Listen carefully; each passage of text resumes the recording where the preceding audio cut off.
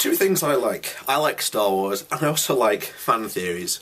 And quite frankly, this changes the way how I sort of see Star Wars. However, you sort of also have to understand the old expanded universe before Disney put it in the trash can, which I understand perfectly well. But hang on a second. Let me just read you from this. I think everyone knows the purpose of the Death Star in Star Wars. Was it really meant to be used against the Rebel Alliance? What if I told you the Emperor wasn't spending all those resources creating crazy super weapons like the Death Star and the Sun Crusher and putting together gigantic fleets of Star Destroyers to stop the Rebel Alliance? But rather in preparation for the Yanzu Vorg invasion that would happen about a quarter of a century after the Return of the Jedi ended. Now, I think I'm pronouncing it right, I don't know, but we're just going to call them the Vorg. Now, the Emperor is a pretty smart guy. I mean, he got himself elected as a Chancellor of the Republic, started a war, ended himself absolutely in control of both sides of the war, then managed to turn the galaxy against the guys who for a millennium had served as icons of peacekeeping, justice and democracy, and that takes some serious strategizing. But here's the thing. At this point, the Republic was falling apart, with or without a Sith-led separatist movement to nudge them in the wrong direction. The Senate was a clusterfuck. Where nothing ever got done, corruption reigned supreme. Even the Jedi Council wasn't doing its job properly. Ideally, the Jedi are supposed to act as bastions of compassion and moderation. The way the Jedi would be tasked to deal with the situation is would be to act as a balancing influence between, say, two conflicting nation states, or a particularly quarrelsome trade agreement.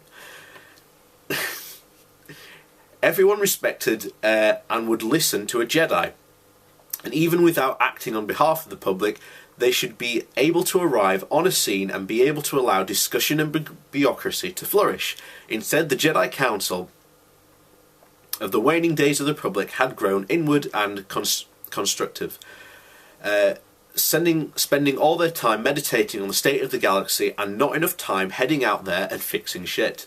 This held throughout the war, when Jedi were surprisingly quick to jump into open combat as quickly as opposed to discussion. In short, the Republic was completely and utterly unprepared for a real invasion from a force that wasn't being controlled by a puppet master, who was preventing either side from gaining an advantage until the moment was right.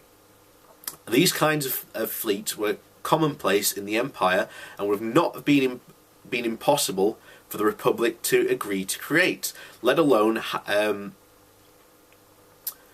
the wherewithal to actually build.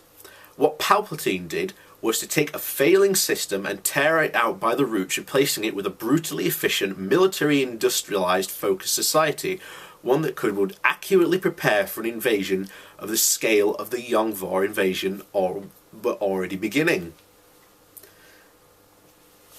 Already, a lot of this is starting to make sense. I mean, this has completely changed how I view the Star Wars films. We continue. Second of all, if you think about it, creating a weapon that can destroy planets doesn't make a whole lot of sense when you're fighting a war against a well-funded but decentralizing scattered rebellion. The Rebel Alliance wasn't fighting a war of planets or borders or resources, they were fighting a war of attrition. What good is the ability to destroy a planet when your enemy doesn't even officially control any?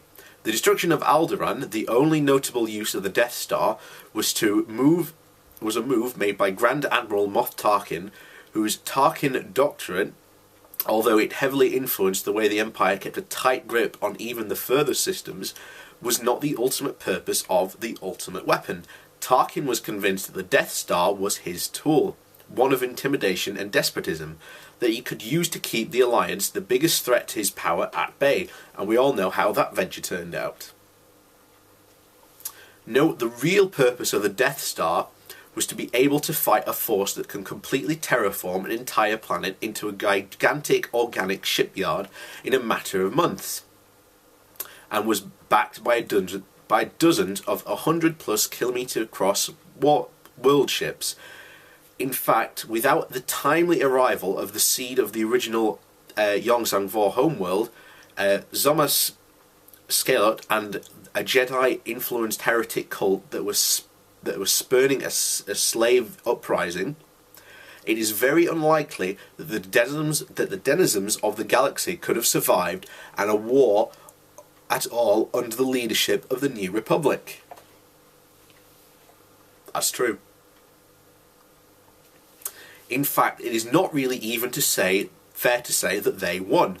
The war, in any sense, with a sizable population of the galaxy, eradicated Coruscant, the former shining jewel at the heart of every major government for millennia, captured and terraformed beyond recognition, and the New Republic forced to reconstruct itself as the Galactic Alliance.